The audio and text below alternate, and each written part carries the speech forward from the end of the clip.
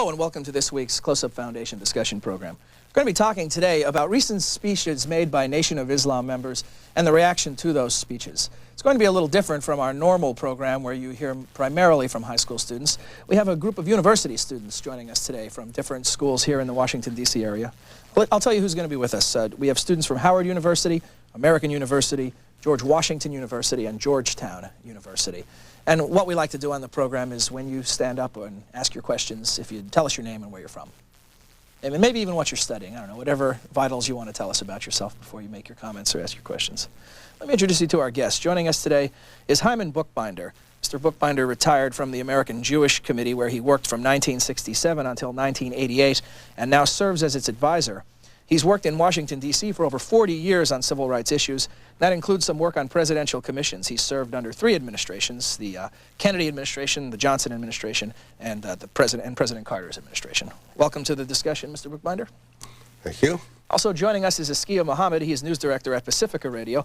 And Mr. Muhammad has been a Washington correspondent since 1977 and is founding producer of the morning news program Audio Evidence.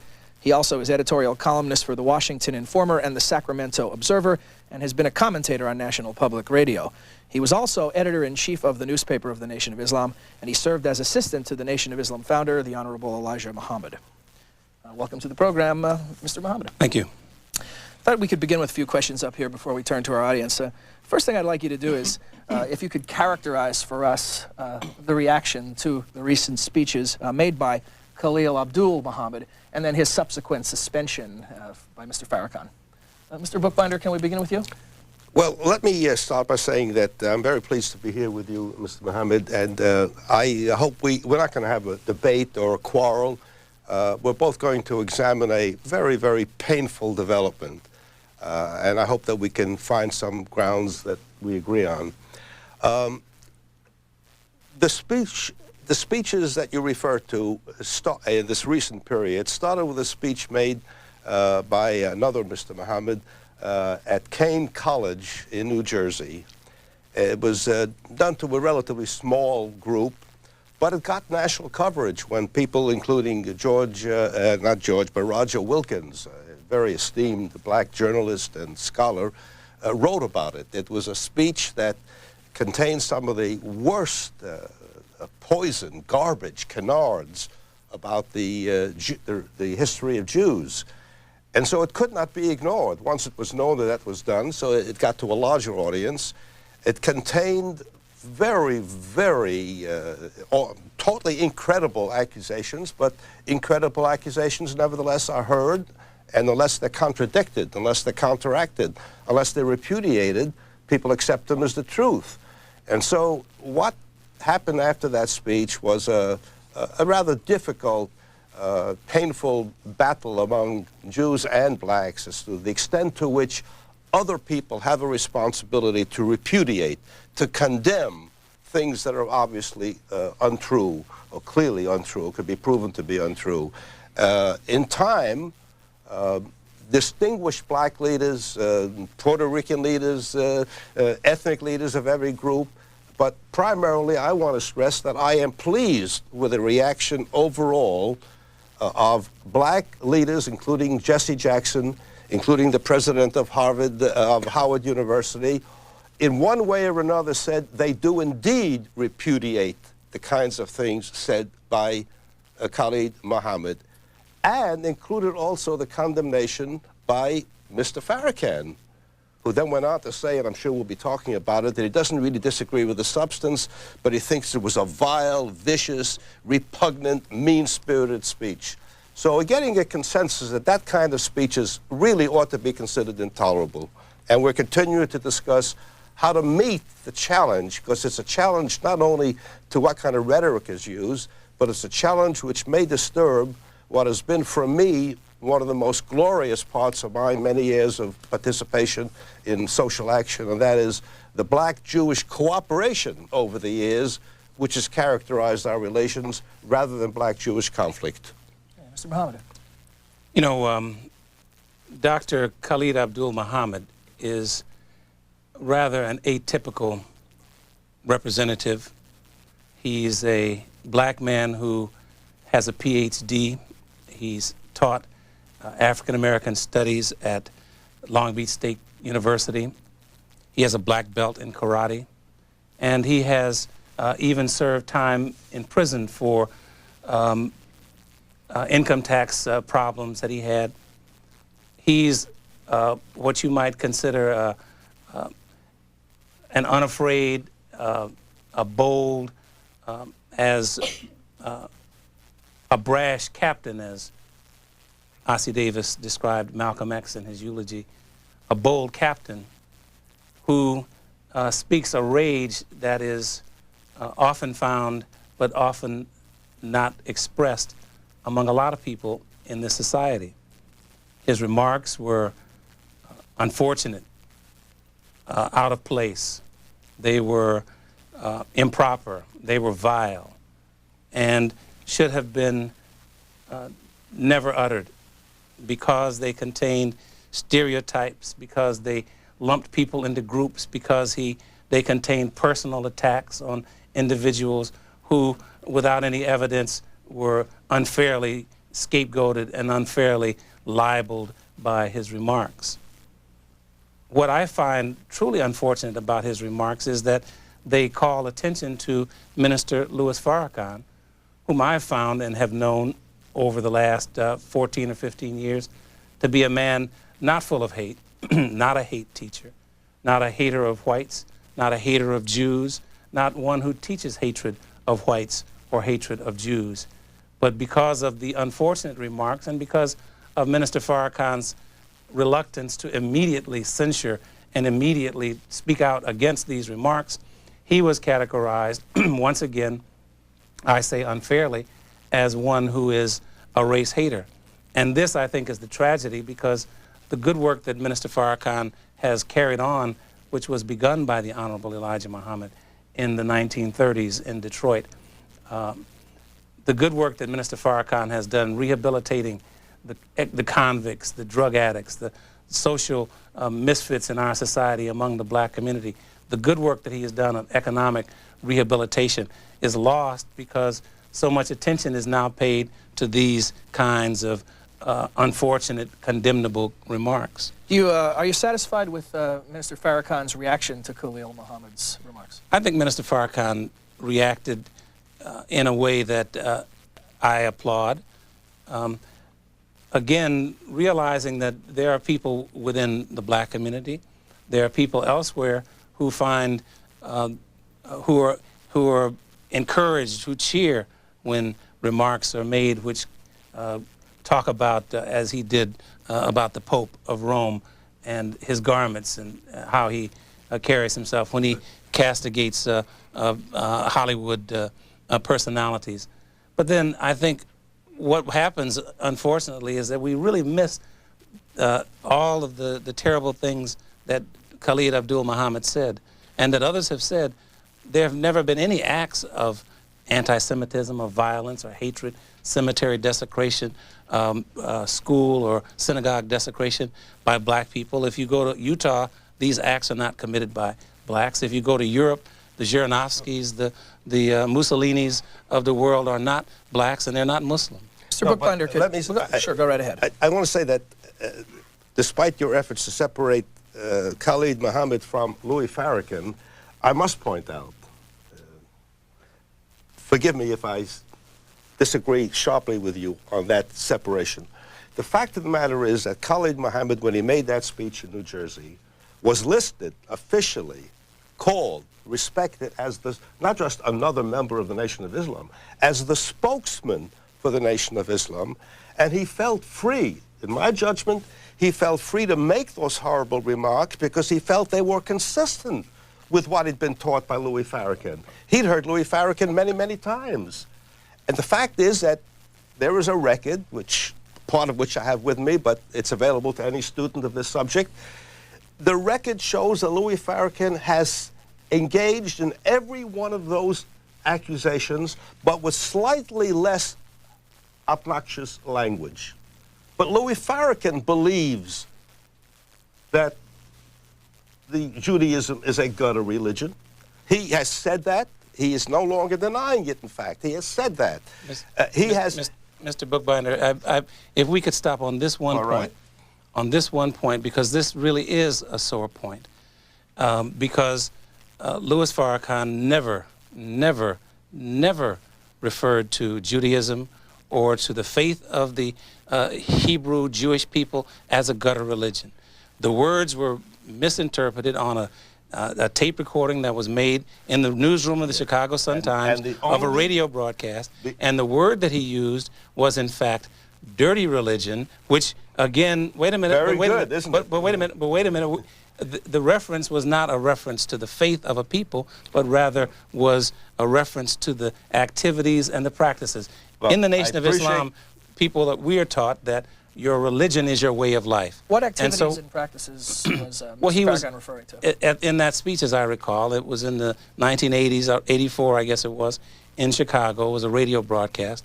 He was referring to perhaps, I think, the state of Israel and some of the policies and politics which he said they use the prophets, in this case Moses and Noah and Aaron and some of the prophets of the Old Testament, to shield their dirty religion, which he said was to usurp the land of the Palestinian people. Well, let me say, if I may, perhaps we ought to forget that dirty religion or gutter religion from now on. But, but I was trying to make this point, that it was because Mr. Farrakhan has, over the years, engaged in this terrible scapegoating of Jews and describing them in unspeakable terms. But he was able to speak them, nevertheless, that we have to understand where this all comes from.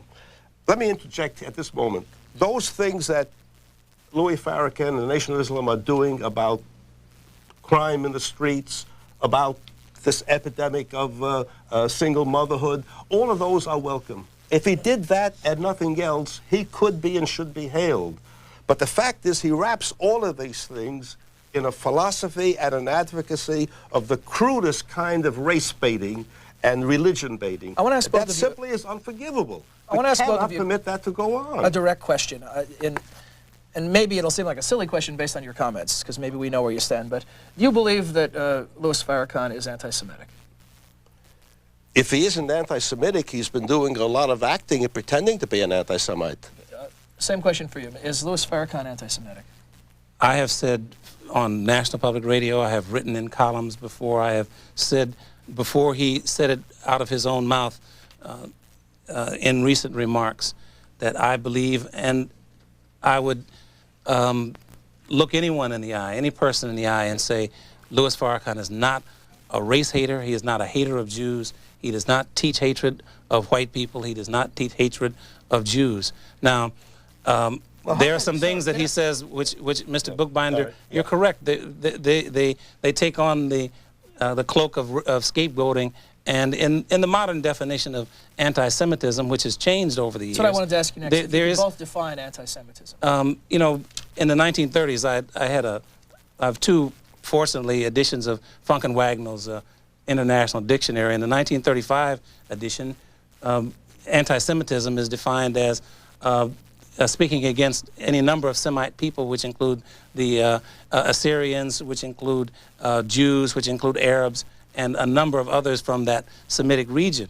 In the 1978 edition, it's used almost entirely as statements or comments that are against the Jewish people. It really isn't that difficult to define it. It isn't even necessary to define it.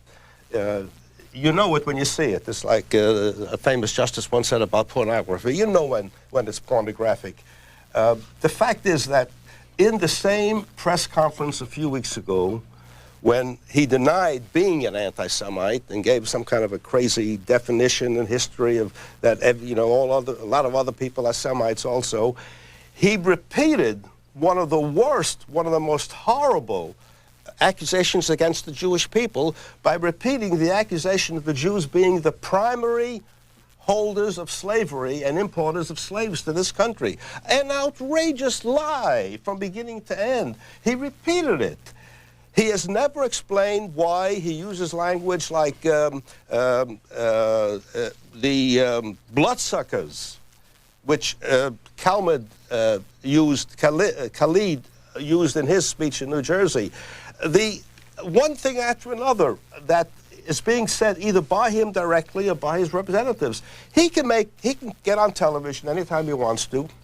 Every one of the talk shows would like to have him as a guest. And he can say, these things I've been accused of. Whatever I may or may not have said in the past, I do not think A, B, C, D, E. And he can clear the deck. Well, Don't he's you done think that. he ought to do that? Well, I believe he has done that. But, you know, this whole... But 3 weeks ago, he said we were major slaveholders. Well, you know, now this whole business How do you explain that? This whole business began back when the Reverend Jackson was campaigning for president. Mm-hmm. Minister Farrakhan, the Nation of Islam, the Honorable Elijah Muhammad, had always and often been accused of being anti-white because of teaching that and calling for separation of the races. But it wasn't until this 1984 campaign, when Reverend Jackson made unfortunate remarks, that the question of Jewish influence and there was a clash. Yes. And Minister Farrakhan, not one to shrink from a fight, rose and defended himself as anyone might expect, reserving that right as many states, including the state of Israel, do. Now, what's happened since then is that the attacks against him have been unrelenting, despite efforts on his part to mend fences or to... He's met with rabbis in his home. He's had dinner in the homes of rabbis. And yet there is this, I believe, fear among people of goodwill to say Minister Farrakhan is an honorable person. Why doesn't he follow the thing that Jesse Jackson did? There was a time 10, 15 years ago when, in fact, Jesse Jackson was considered by many people, I think unfairly, as an anti-Semite, but he too was at that time very careless in the way he discussed the Jewish people. Mm-hmm. But he's learned, he's come around, and I welcome that, and he can do a lot of good. Louis Farrakhan might in the future be able to do a lot of good too if he sheds all this horrible anti-Jewishness that he has. I dare say... I hope it can happen. But I do want to say one other thing because, forgive me too. Sure, no, go right ahead. I know how time goes. Yeah, we want to get to some questions. I would rather not have all 60 minutes used to saying what's wrong with black-Jewish relations and with Farrakhan-Jewish relations, because I've spent a long lifetime now, close to half a century, involved in the civil rights movement. I may not have a perfect record, but I think I understand the pain and the anger. Blacks in this country have every reason to be angry. I don't want to take that away from anybody. They have every reason to be angry, despite some improvements, and there have been improvements, some important improvements. Blacks are still disproportionately poor, disproportionately discriminated against. It's a terrible situation. But finally, I've always been fond of a quotation made by a man a long, long time ago, Aristotle. Aristotle said, anybody can be angry. It's easy to be angry. But to know how to be angry, against whom to be angry, in what form to show your anger, that doesn't come easily. I agree. It's a lot of wisdom in that. And I would hope that the anger, the justifiable anger that is there among minority people in this country, can be turned to constructive cooperation, which I'd like to talk about if time permits. Okay, Mr. Muhammad, I'd like to. I see you're preparing to read to us. You asked the question, Mr. Bookbinder, yep. And I'm honored to be here on this program with you as well, about Minister Farrakhan beating this dead horse of Jews and slavery. But I'd like to read from a book. It's The Crisis of the Negro Intellectual, written by Harold Cruz in 1967. And in this, he speaks about, in the chapter Negroes and Jews, the two nationalisms, how aware certain Jews were is revealed in a very unlikely source, the autobiographical notes of the great Russian writer, Fyodor M. Dostoevsky, writing about the Jewish question in Russia in the year 1877. He said, quote, "But let them be morally purer than all the peoples of the world.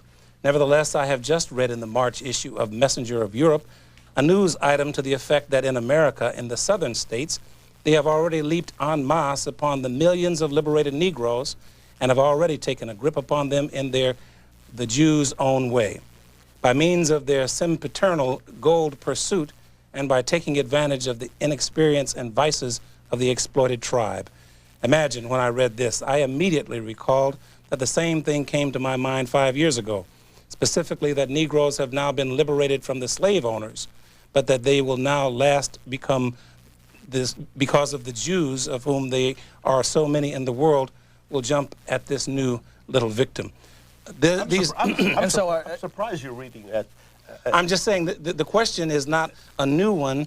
It is one that has plagued the groups, and unfortunately, because... Are you saying you agree with this author's observation? No. What I'm saying is that over the years, over the generations, probably before many of the students here were born, this question divided blacks and Jewish intellectuals, and unfortunately, even then, blacks were afraid to speak on this subject, and not able to say, we have differences, and let's discuss our differences. Let me comment briefly on this. Okay. But before you do, Mr. Bookbinder, I really need to find out, just for the sake of clarity, are you saying you agree with the findings of that author, or I'm saying the findings are like Minister Farrakhan's references to slaveholding and Jews are historical. They've been documented, and whenever they're brought up, somehow or another, it is the messenger who is condemned rather than the message. And if we have differences, let's discuss the... I need to just try one more time, and my only goal here is to get some clarification on this.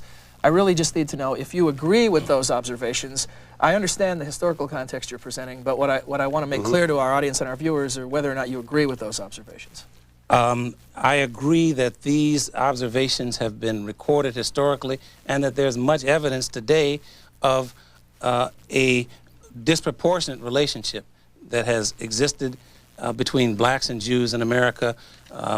And if we talk about those relationships, if we do a survey as to who the slumlords are in major urban cities and find out are they owned by Jewish landlords or not, we are somehow or another accused of anti-Semitism just in the pursuit of the question. That is anti-Semitism. Mr. Bookbinder, I'm going to ask you for a brief response so we can get to our audience. That is indeed the essence of anti-Semitism. When you look at a situation and find that some Jews are landlords, or some Jews are bankers, or some Jews are media people, you say, you see, it's their Jewishness that makes them what they are, and all Jews are A, B, C, D, E. That's the nature, that's the definition of bigotry. Of course, over the years, including what you just read, over the years, Jews have been subjected to the worst kind of character assassinations as a people. And the worst implementation of that, of course, was the Holocaust. Next week, we have another anniversary of the Holocaust.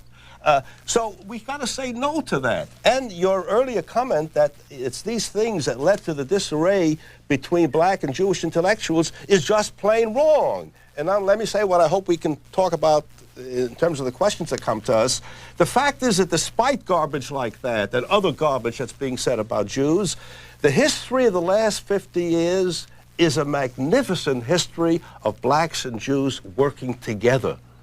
The American Jewish Committee, with which I was associated, for example, in 1954, commissioned a great psychologist, the greatest psychologist of all, Clark, to write a paper that could be submitted on behalf of the school desegregation case. Blacks and Jews have worked together in the Leadership Conference on Civil Rights. I participated actively in all of these battles. There was a time when we could say happily and proudly that every public opinion survey shows us that blacks are significantly less anti-Semitic than Jews. That was a glorious period to which I want to return and tell you that the cooperation between the two groups has never really ceased. Okay, let's turn to our audience for their questions. And gentlemen, obviously there are opportunities to disagree. I'm going to ask you to disagree briefly so we can get to as many of these questions and comments as possible. Hi, you're first. Okay, my name is Linda Gualtieri. I'm a junior at the American University. Mr. Muhammad, I have 10 pages of quotes from Mr. Farrakhan. In my viewpoint, it has been interpreted as anti-Semitic, anti-Catholic, anti-feminist, anti-everything. I have pages saying that women are lesser than men, saying that the Pope is the Antichrist, and he organized crime, saying tons of things about Jewish people controlling Negro people with their money and power. And maybe you say Mr. Farrakhan isn't a hateful person, but I feel that the message that he portrays to the Americans, especially to young people like me, is hateful, because that's what I see, and that's what plenty of other people see. And I think if he's gonna make some moves, and he's got to stop supporting this hate. And I have to. I say that he's correct. He has targeted the drug problem in the inner cities very well. I think he's done a lot of good work for this. But the thing is that his message supports hate. And I don't know if you're aware of it, but Congressman Peter King is proposing legislation to cut off federal funding to hate groups. The House is strongly opposes racism, anti-Catholicism, anti-Semitism, and all forms of ethnic or religious intolerance. And this is why he feels very strongly about this issue, and he's supporting this.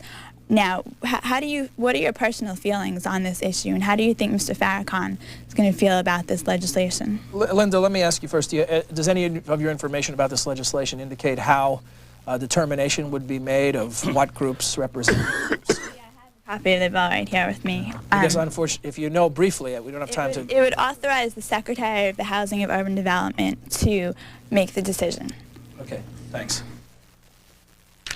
I would not disassociate myself from Minister Farrakhan's remarks, just as I would not dissociate myself from the remarks or the teaching of the Honorable Elijah Muhammad. But I would say this: what's happened is that, unfortunately, Minister Farrakhan's paints with an unnecessarily broad brush. It opens the door for what can be considered scapegoating, because you're dealing with individuals, blacks who've been dumped on historically. We've lost the knowledge of ourselves. We've lost our names, our culture, our religion. Most like myself, grew up in single-parent homes with a mother struggling and working outside the home, and children, latchkey kids, often growing up in delinquent circumstances, antisocial circumstances. To reform these people who have never had any training or teaching on how to be men and women, how to be adults, how to be responsible citizens, law-abiding citizens in the society. And so in that context of teaching to these people whose minds are literally caked over with decay and all kinds of disease and social problems, drugs, alcohol, tobacco, in trying to break through with these people, sometimes you need, as the joke goes, a 2x4 or a sledgehammer to get their attention. And in that kind of context, you're not able to do as people should do, which is be specific, speak about individuals, speak about the individual crimes rather than the activities of what appear to be a group. And that is what I would say is unfortunate, and perhaps, and I would hope certainly that in the future, he will be specific and confine his remarks to specific individuals, specific cases, rather than appearing to say all Catholics, all Jews. He has friends and who attend his meetings, pastors, Father George Clements, a black pastor, Father, his face I can see, but I can't remember his name, a white priest in Chicago who is a friend and acquaintance. May I ask you whether you've asked Louis Farrakhan to change his language and stop accusing groups as groups? Have you been in touch with him? I know you've known him in the past. I've known him. I've never had an opportunity to. Well, why don't you find an opportunity? 10, 12 years ago, 6 or 7 years ago, when this controversy came up, he said, and I've never had an opportunity to interview him. I'd like to. Yeah. Well, did you ask him? He said, why are these problems happening between myself and the Jews? This is a prime question, he said, which should be asked. I wasn't in a position because I don't want to just ask for myself. I'd like to ask for the radio microphones, being the vain journalist I am, wanting to have an audience hear for themselves what he says. I'd like to ask him, why is there this friction between yourself and the Jews? Mr. Muhammad, Mr. Bookbinder earlier said he didn't think definitions were important, but as we attempt to understand this and come to it with an open mind, I get a little hung up on the definitions. And what I'm unclear about, what you seem to be saying, and tell me if I'm right or wrong, is that we should ignore the words, not hold a person accountable for their choice of words, but rather focus on their intentions. But then the problem becomes, how do you find out what their intentions are once they've chosen the words they've chosen? Could you give us some clarification on your position of how accountable a public figure should be for the words that he or she chooses? I think, once again, the remarks of Louis Farrakhan have been taken out of context. Perhaps he never recognized, even in 1984, when he made this unfortunate speech that led to the gutter religion misquote, that there were people listening beyond just the black community. When we in the black community and the Nation of Islam became acquainted with him, we rallied to him because he was a champion of the teaching of Mr. Muhammad, that he was speaking words that could penetrate the clouded minds of blacks and rally black people to want to do something for ourselves and our families. Mr. Muhammad, and that is what we embraced in his remarks. And I don't think he realized that other people were actually listening to him other than just blacks. Let me say most respectfully, I don't know why you have trouble seeing anti-Semitism in Farrakhan's performance when 98 out of 100 senators saw it, when about 400 members of the House of Representatives saw it, when almost every respected columnist and American editorial writer has seen it, when the president of Howard University, the distinguished black university here, the best one in the country by far, the president wrote in the Post of 2 weeks ago, the Washington Post, saying, among other things, we must respond to this issue of saying things about groups wherever it emerges and whatever the cost. And then it says, in their memory, the memory of Goodman, Schwerner, and Cheney, 2 Jews and a black who got killed while working for the Voting Rights Act, in their memory and in the memory of all those other valiant foot soldiers in the struggle, we can do no less than to decry the seeds of anti-Semitism that some would plant on the nation's campuses. This is a great president of a great university saying it. I don't know why you're having difficulty joining with these people. You know, gentlemen, I'm as guilty of not getting to as many questions as you are, so I don't say this in an accusatory way, but since we're really halfway through our discussion, maybe we could try it a little more formally. What we'll ask you to do is when you ask your question, if you direct it to one of our 2 guests, and then after that person has answered the other, we'll have a brief opportunity to respond, and then we'll get back to another. Let's get to as many as we can. Thanks. I'm sorry, we're not going to allow follow-ups because you had the mic for a long time. Let's go to our next. Okay, my name is Maria Kastner, and I'm a freshman at the American University. Going back to the speech at King College earlier, that speech obviously had a lot of people upset, and I wonder if maybe the reason for that style that Mr. Farrakhan did not approve of, if that style does represent a portion of the black population's feelings. And if that's the case, if there is a simmering frustration there, is it going to be possible then to proceed with constructive measures between blacks and Jews if that feeling of hatred or distrust or frustration is there? I've seen a lot of drug rehabilitation and help with the inner city by the Nation of Islam, and I wonder if the Jewish community has a response to that and how you intend to work together to help those problems. Okay, Maria, and who did you direct your question to? Would you like to hear from both? Both, yeah. Okay, if you could both give us a brief response. Well, as I indicated earlier, let me just say as quickly as I can, the cooperation between the blacks and Jews have continued despite these recent irritations and problems. The Leadership Conference on Civil Rights, which has 200 major organizations working for civil rights, has about a dozen major national Jewish organizations and black organizations. We continue to work together. Only 2 weeks ago, 3 weeks ago, I was at a White House ceremony where the president signed the Religious Freedom Restoration Act. There were blacks there, there were Jews there. We cooperated, and we continued to cooperate. There was an ad that my organization sponsored in the New York Times several weeks ago. 250 people signed it. We went to everybody, all leadership, and I won't take the time to read it now, but there are dozens of outstanding black Americans who joined in a statement decrying the division that this recent fracas has caused, and that included Roger Wilkins, I mentioned before. It included Congressman John Lewis, who was one of the great freedom riders in the 60s. We have to find things to cooperate on and work, because there are too many unsolved problems. That's why I expressed the hope at the beginning that we wouldn't spend all the time on the disagreements, but what can we do in a positive way to alleviate the condition not only for blacks but for all Americans. Mr. Muhammad. I would agree, and I would say that if we ever can reach the point where there is not called for a mea culpa on the part of blacks who, like Harold Cruz, like Jimmy Baldwin, like others who have had their differences, like Richard Wright, who've had their differences with whites in the mainstream and whites even in the progressive movements. If there's ever the time when we can have go without having this mea culpa, so that a Louis Farrakhan need not genuflect and crawl on broken glass on hands and knees to say, I'm not asking for that. I'm not asking for that. You know, I repent, I recant.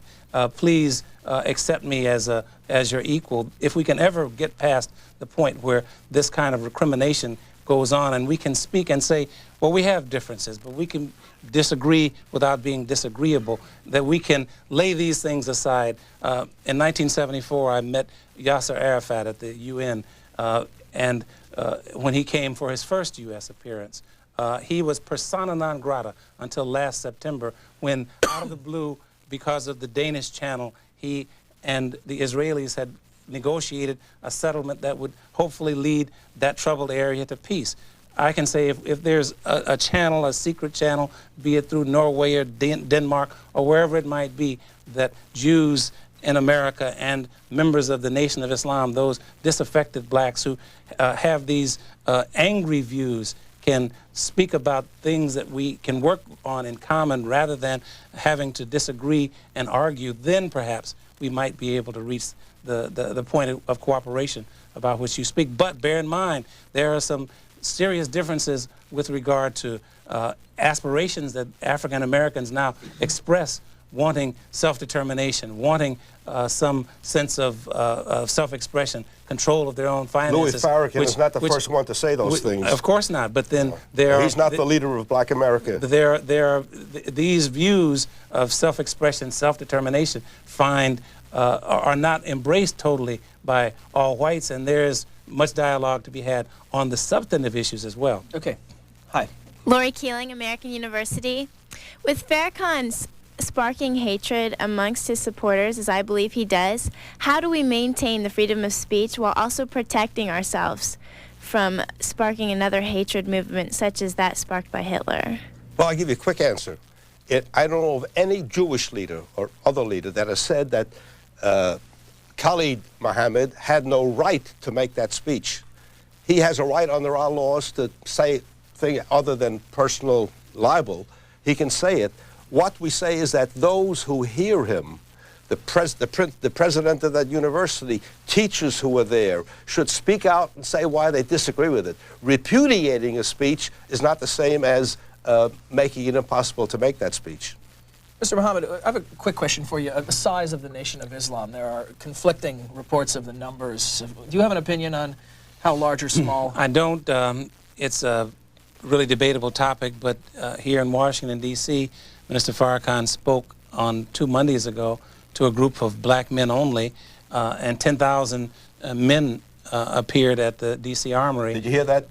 Men only. 10,000 men appeared at the D.C. Armory, and why shouldn't men get together and discuss the problems that they have without the ego tripping, without the vanity in performing because women are present, because you want to maintain that kind of macho style that men sometimes get into when they think they're posturing for women? Why shouldn't men address the problems that men have in an honest, frank way? Well, because all too often black men do walk away from children they fathered. The population that he spoke to at the D.C. Armory is equal to the population at the Lorton Prison Reformatory, and I think that is a significant number. If in New York he spoke to 15,000 and turned 5,000 away. How big is the Nation of Islam? I don't know, but if you judge by the numbers of people who are attracted to Minister Farrakhan, I dare say that a majority of black people sympathize or embrace some of the views that are a part of the Nation of Islam. Look at the diet habits of black people today.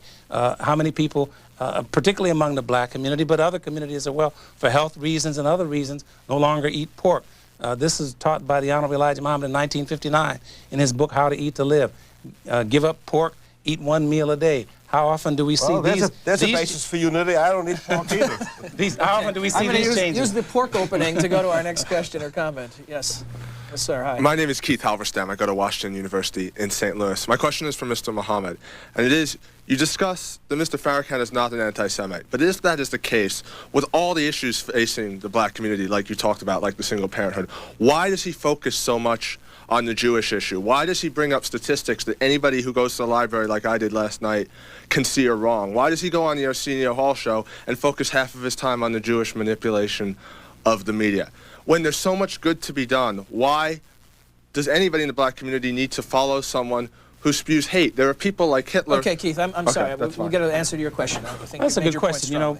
And but I would ask you in return, why is it that Jewish Americans are so exercised by what Minister Farrakhan has said, when, if you look at Dr. Chancellor Williams' seminal book, The Destruction of Black Civilization, if you listen to Minister Farrakhan's remarks as well, where he condemns Arabs for their participation and being enriched by the slave trade, where he condemns the African nations themselves, the African kings and potentates who sold our people into slavery. Why is it that those people don't scream out and say, you're being anti-Semitic because we Arabs are Semites, and you're being anti-Arab by attacking the Arab role in the slave trade? While you're attacking the Ghanaian role, you're attacking the Togolese role, you're attacking the African king's role in the slave trade. Why is it that these people don't scream out as well? You wonder why Jews speak out so much on this.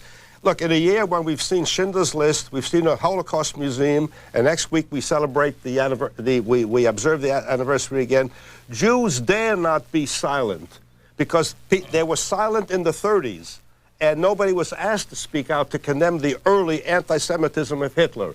And when you're quiet and don't do anything about it, the poison can spread. That's my answer. I want to ask you, Mr. Muhammad, if you would address Keith's question specifically, which was, why does Mr. Farrakhan, in Keith's view, spend as much time as he does talking about Jewish issues rather than other issues? I believe that he is defending himself against the attacks which are brought against him rather than instigating trouble against the Jews. I dare say that if we want to really attack the problem of anti-Semitism in America, let's go to Idaho, let's go to Colorado, let's go to Utah, where the pogroms are taking place today. Let's go to Hungary, let's go to Italy, let's go to Russia, where Zhirinovsky has invited the South African whites who are disaffected with majority rule to come there, and who has, in essence, suggested even more anti-Semitic remarks. Let's go to these places where there is a history of not only verbal, but there's a history of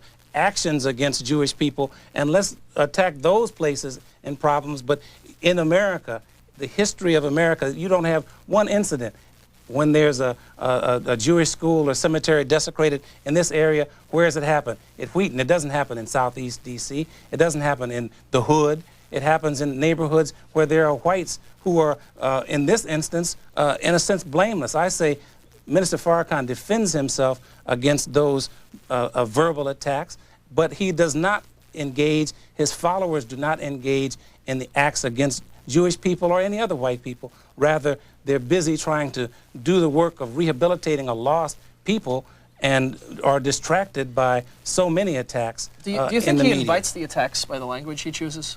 I think that he does not back down from his positions, and for that, he is not credited with being a courageous, fearless person, but rather he is seen as being inflexible, and perhaps he is inflexible, but who is to say what is the reason for his what's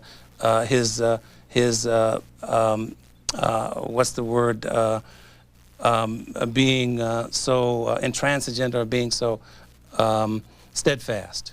Okay. Next question. Yes, sir. Good afternoon. My name is Jason Zuckerman. This question is for Mr. Muhammad. It seems as though the controversy over the past few months has been an accusation of who said what. It's been going back and forth, and all it's been is a word game, really. The question I have is there a way to put this sort of a diversion aside and work on some concrete issues right now? And if so, I'm wondering if you could make some suggestions for what some of those issues would be.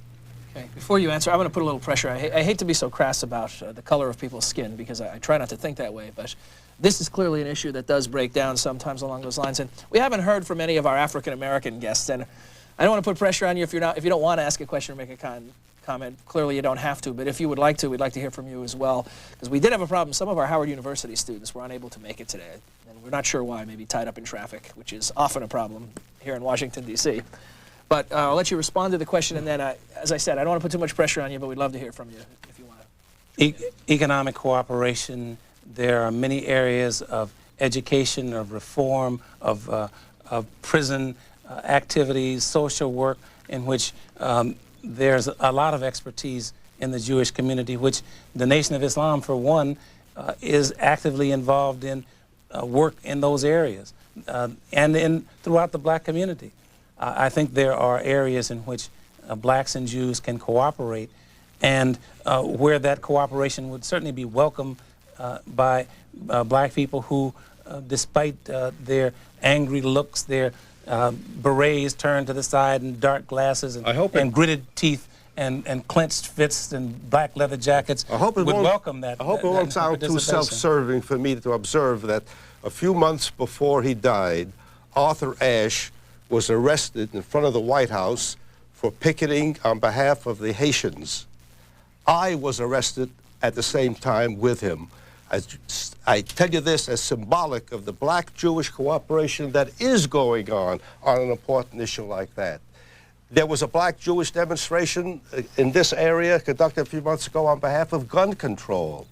In other words, not only should we try to find areas of cooperation, I remind you again, it is continuing now. And Jews have also been quite vocal in condemning the ethnic cleansing and that hateful activity that's going on in Croatia, which is of concern to many Muslims and a concern to many blacks. Mr. Bookbinder, you've made a point time and time again during this discussion that about the cooperation that's going on versus the disagreement. Could you put in perspective for us, what size is this problem in the big picture that you keep describing of cooperation? I'm not sure if I'm asking a clear question, but what I'm getting at is this a little rift? Is it a major dispute? It doesn't merit all the attention it's getting, with all due respect to your program. I mean, no it has to be done. It is serious, but it is not devastating. And if I can leave just this one message out of this program, that while we have to continue working on this and hoping that there is a new Farrakhan sometime in the future, or that it goes away altogether, I guess that would be better even, we don't want to believe that there is no sense of understanding. We do understand one another's pain.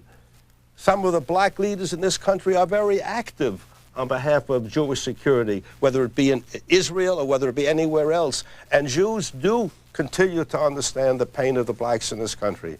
Okay, from your broken record moderator, time is short, so let's see how many more questions and comments we can get to. Hello, my name is Kathy Wilbright. I'm a student at Howard University. The conversation keeps coming back to why Minister Farrakhan spends so much time speaking about race.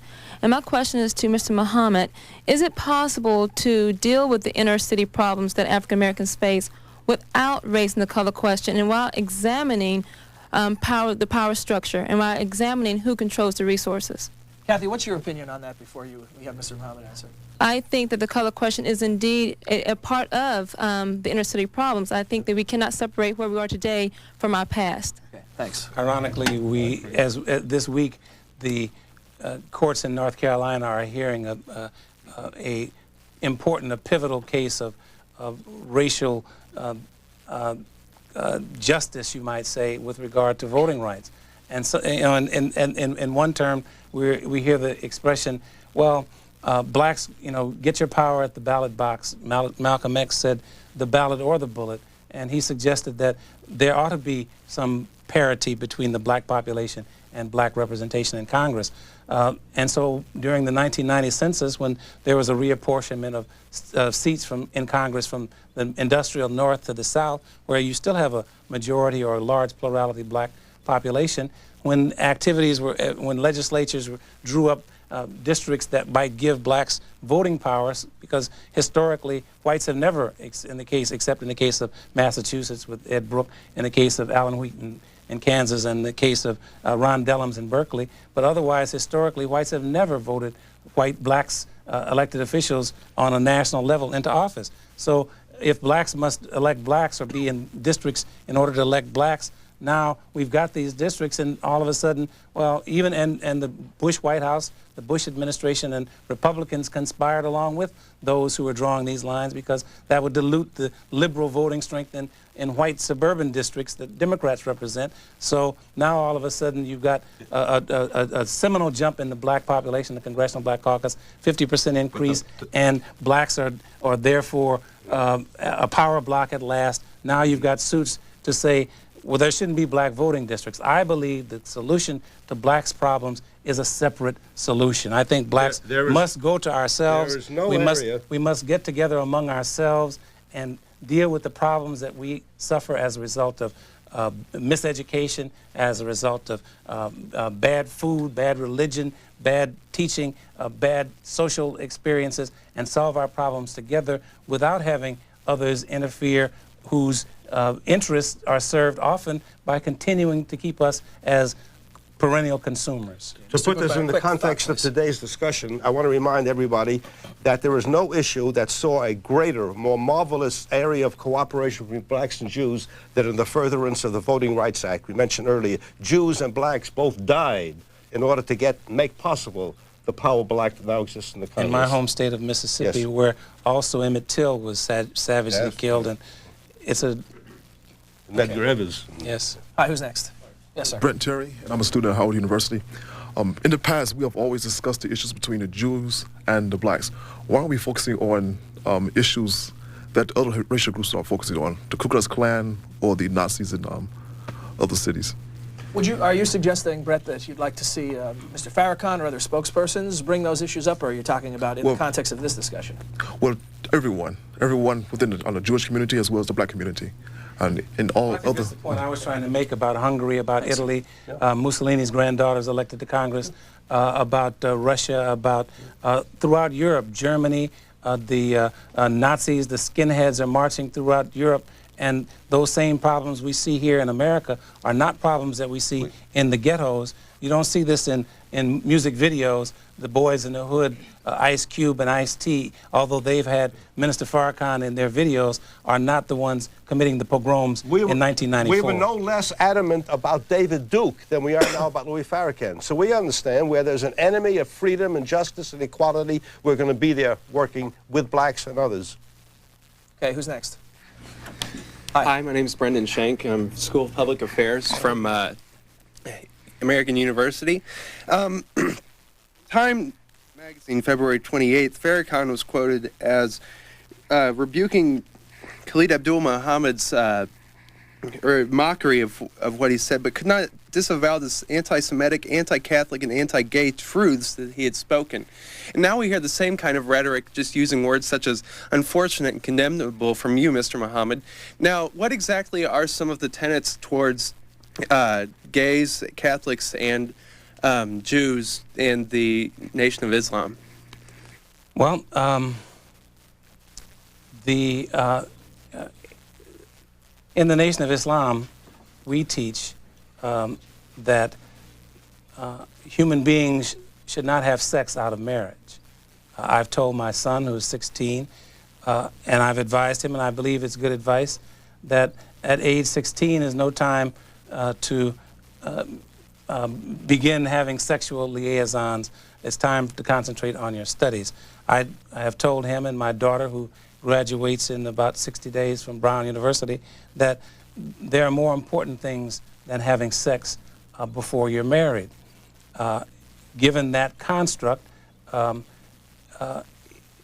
if we believe, and I do, and people in the Nation of Islam are taught that human beings should not have sex out of marriage or with anyone other than one's spouse, then there doesn't leave much room for homosexual liaisons. And certainly we're in agreement with the Bible and the Holy Quran, the book of scripture of the Muslims, and the Old Testament and the New Testament as well.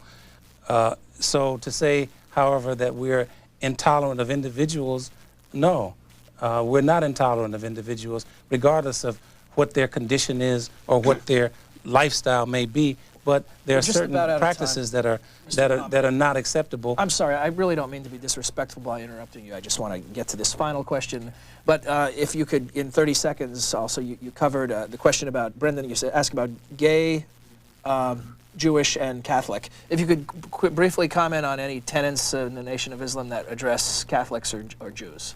Well, we believe I'm as sorry, Jews about 30 seconds. as we believe as Jews and Christians believe that there is one God, and that we believe that in the prophets of God throughout the Bible, in the New Testament, the Old Testament, and in the Holy Quran, the book of scripture of the Muslims, we believe that some of these teachings, the teachings of Christ, perhaps have been tampered with over time. But then these are differences that can be worked out, we believe, with fair-minded people, God-fearing people who embrace faith and believe in the one God. Okay, thanks. Hi. You're going to have the last question, I guarantee. Hi, my name is Amy Hanna, and I'm a sophomore at the American University. And my question is, Mr. Bookbinder, you had discussed earlier that you feel that people should be angry, and you both have discussed a lot about this anger. Don't you think, though, this anger impedes any further movement forward? Because if both groups spend so much time being angry, it kind of seems like it's going to hinder anything, and it's just going to perpetuate the problems. Well, remember I quoted Aristotle. Right. And what he said was that it's easy to be angry, it's not easy to know how to be angry.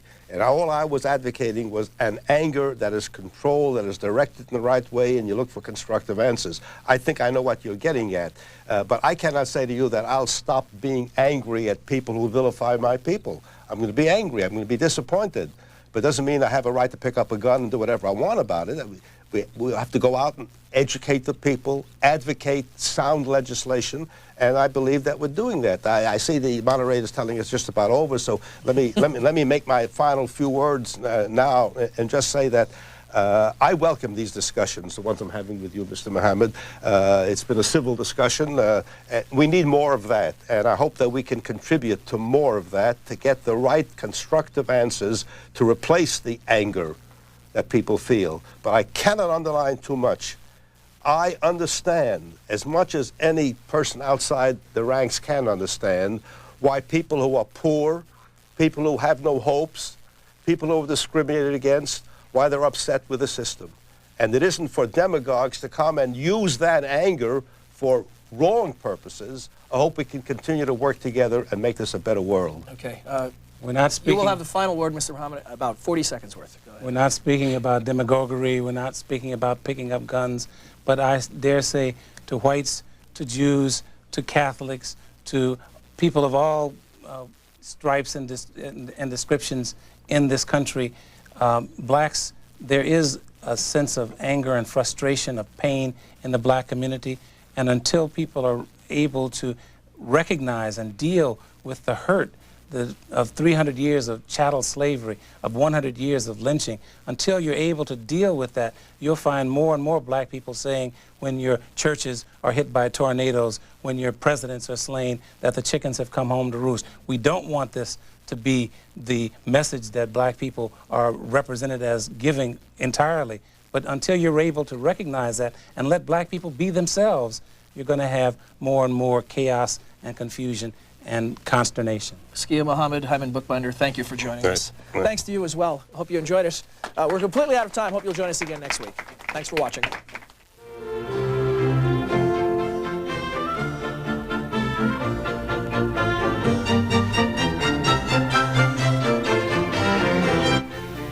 Close-Up is a non-profit, nonpartisan group that brings high school students and senior citizens from across the nation to Washington to experience the democratic process firsthand. The Close-Up participants are encouraged to visit with congressional representatives, attend seminars, and participate in teleconferences during their stay in Washington.